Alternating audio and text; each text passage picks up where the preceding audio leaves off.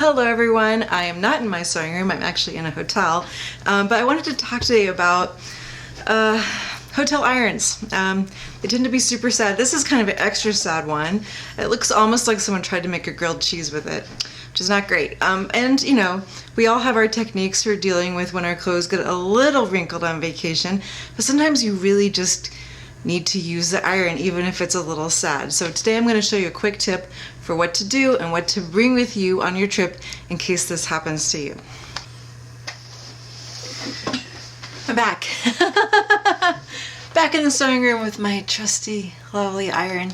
This iron has seen a lot of hard use and maybe doesn't have super long to live. I have heard other sewing instructors say that they only expect an iron to last for a pretty short amount of time, 1 to 2 years.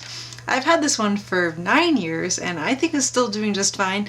I have dropped it a couple of times, which you should definitely avoid. But the sole plate is pretty shiny, pretty clean. I do keep that clean.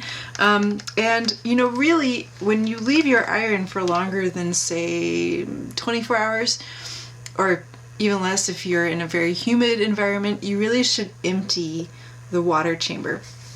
Now, even if the iron in my hotel room hadn't looked like it had been used to make a grilled cheese, I would not have tried to put water in it for two main reasons. First of all, when you have an iron that's unfamiliar to you, you don't know what's going to make it leak or spit or act weird or just be a bad iron, and so not adding water in the first place helps avoid that.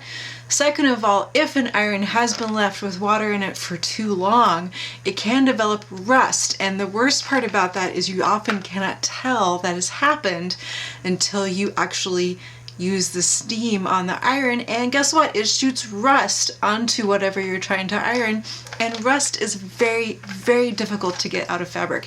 It's difficult to get out of anything, but it's especially difficult to get out of fabric. Now, of course, the first move, if I had taken a few minutes to look at my iron before I needed it, would have been to call the front desk and see if they had a different iron I could use.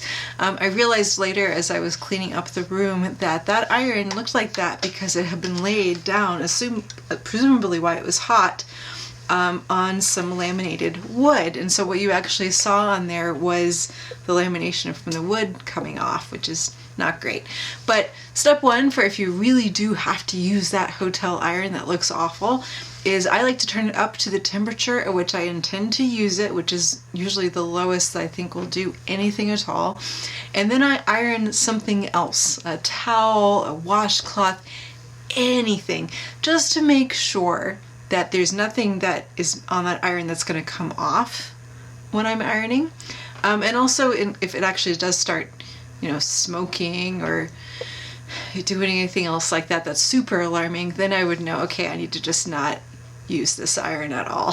I need to tell the front desk that they need to stop leaving this iron in this room. So there's that. The second kind of big tip is I always use some sort of press cloth when I'm using an unfamiliar to me iron. In this case, I do tend to pack an extra bandana in my bag all the time because I always find uses for them. Maybe you don't want to lay your toothbrush just straight on the countertop where you don't know what else has been there, or you want to get a little lipstick off your face, or bandanas are just so useful. But I love a nice clean bandana that I can use just as a press cloth. And that way, even if that iron does have some kind of gunk or muck on it, then there's an easy way for me to have a little barrier between my fabric, the thing that I'm ironing, and the unknown, potentially nasty hotel iron. Also, since I'm not putting water in that iron, some fabrics still need a little moisture to really get all the wrinkles out. If you have a nice clean bandana, you can wet that bandana down, wring it out really well, and then use that as a wet press cloth on your fabric to get an absolutely fantastic press. Now, the ideal is if I had a very light colored fabric, or if I was worried about dye transfer, would be a white press cloth. And of course you can use any old press cloth that you happen to remember to bring from your sewing room, or you could have one special that you just leave in your bag all the time for when you're traveling. Old bed sheets are great for this if you're like me and you have a lot of white bed sheets. Old pillowcases. I wouldn't use the hotel pillowcase because they're not always all cotton, and you could just be introducing a whole other level of problems. So hopefully this doesn't happen to you, but if it does, now you have some tips for what to do about it.